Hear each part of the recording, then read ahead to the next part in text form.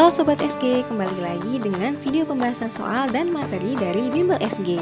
Untuk video kali ini, kita akan sama-sama membahas soal SBMPTN tahun 2018 pada mapel kimia. Yuk simak sama-sama. Soal ini dikutip dari SBMPTN 2018 kode 419.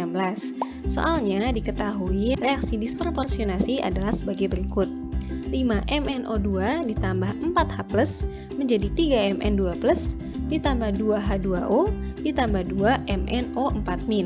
Jika 2,5 mol MnO2 mengalami disproporsionasi, jumlah mol elektron yang terlibat adalah, pada soal ada kata kunci nih, yaitu reaksi disproporsionasi.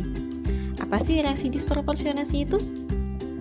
Reaksi disproporsionasi adalah reaksi yang melibatkan reaksi reduksi dan oksidasi dari unsur yang sama dan menghasilkan atau membentuk dua produk yang berbeda. Disebut juga sebagai reaksi redoks. Contoh dari reaksi disproporsionasi adalah pada reaksi berikut. Cl2 ditambah 2NaOH menjadi NaCl ditambah NaClO ditambah H2O. Apabila kita lihat pada bilangan oksidasinya, Cl2 memiliki bilangan oksidasi 0 karena merupakan molekul unsur bebas. Kemudian Cl pada senyawa NaCl memiliki bilangan oksidasi senilai -1 dan Cl pada senyawa NaClO memiliki bilangan oksidasi senilai +1.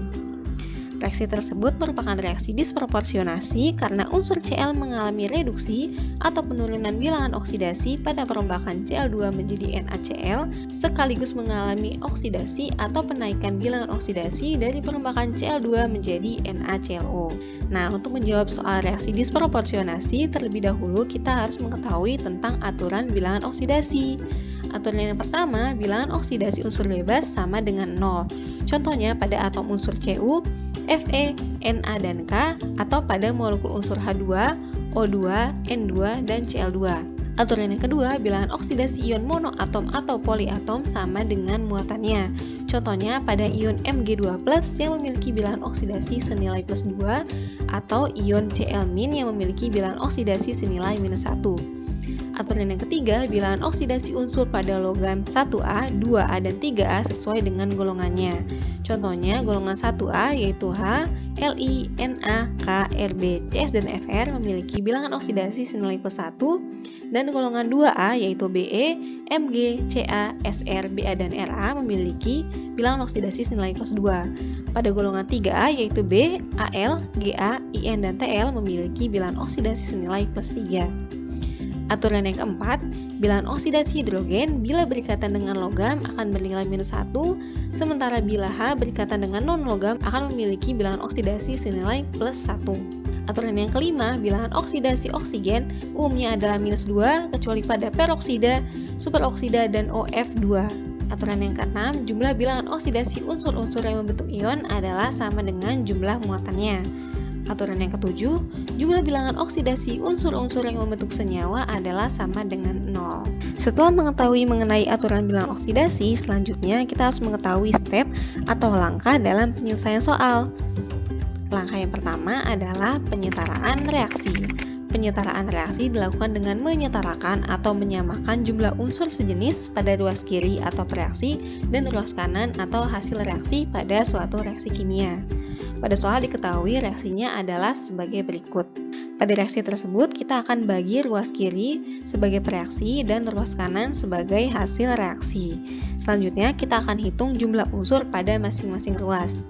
Pada ruas kiri terdapat senyawa 5MnO2 dengan jumlah unsur masing-masing 5N dan 10O, dan ada 4H+ dengan unsur 4H.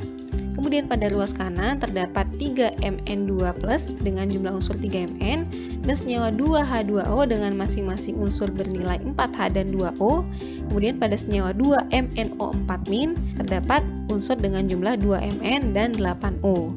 Ternyata apabila kita jabarkan, reaksi tersebut sudah setara sehingga tidak perlu ada penambahan atau pengurangan jumlah unsur dari masing-masing ruas. Dengan ruas kiri memiliki unsur dengan jumlah 5Mn, 10O, dan 4H, dan ruas kanan memiliki jumlah unsur total yang sama. Jadi reaksinya sudah setara. Langkah kedua yang akan kita lakukan yaitu menentukan unsur yang berperan sebagai reduktor dan oksidator. Sebelum menentukan reduktor dan oksidator, kita harus mengetahui atau menentukan bilangan oksidasi dari masing-masing unsur terlebih dahulu. Pertama adalah bilangan oksidasi pada unsur MnO2. Pada aturan bilangan oksidasi, kita telah mengetahui bahwa unsur oksigen memiliki bilangan oksidasi dengan nilai -2. Selanjutnya adalah mencari bilangan oksidasi dari Mn pada MnO2. MnO2 adalah senyawa yang tidak memiliki muatan, sehingga menurut aturan jumlah bilangan oksidasi unsur-unsur yang membentuk senyawa adalah sama dengan 0. Sehingga dapat digunakan perhitungan sebagai berikut. Mn ditambah 2 dikali bilox O adalah 0, Mn ditambah 2 dikali -2 sama dengan 0, Mn ditambah -4 sama dengan 0, sehingga diketahui Mn pada MnO2 memiliki bilangan oksidasi senilai +4. Kemudian bilangan oksidasi pada H+ sama dengan muatannya yaitu +1. Sama dengan H+, Mn2+ memiliki bilangan oksidasi sama dengan jumlah muatannya yaitu +2. Pada senyawa H2O diketahui bilox dari oksigen juga sama yaitu -2. Dan agar jumlah bilox unsur bernilai 0, bilox dari unsur H adalah +1. Pada senyawa MnO4-, bilox dari oksigen adalah -2. Dan karena MnO4- memiliki muatan -1, sehingga untuk bilox Mn digunakan perhitungan sebagai berikut. Mn ditambah 4 dikali bilox O adalah sama dengan -1. Mn ditambah 4 dikali -2 sama dengan -1. Mn ditambah -8 sama dengan -1, sehingga diketahui Mn pada MnO4- memiliki bilangan oksidasi senilai +7. Setelah mengetahui bilox dari masing-masing unsur, kita dapat melihat bahwa unsur yang mengalami perubahan bilangan oksidasi dari ruas kiri dan ruas kanan adalah Mn. Mn mengalami reduksi atau penurunan bilangan bilox dari +4 menjadi +2, sekaligus mengalami oksidasi atau penaikan bilangan oksidasi dari +4 menjadi +7. Setelah mengetahui unsur reduktor dan oksidator, langkah ketiga atau langkah selanjutnya yang akan kita tempuh adalah menentukan jumlah mol elektron yang terlibat. Dengan perhitungan sebagai berikut.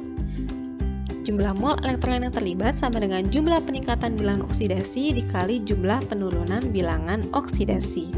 Diketahui jumlah peningkatan bilangan oksidasi bilox Mn adalah naik sebesar 3 satuan dari MnO2 menjadi MnO4-. Sementara jumlah penurunan bilangan oksidasi Mn adalah 2 satuan dari perubahan MnO2 menjadi Mn2+.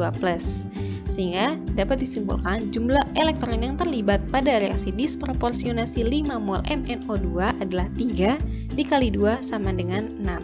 Langkah yang keempat atau langkah yang terakhir adalah menentukan jumlah mol elektron yang terlibat melalui perbandingan koefisien.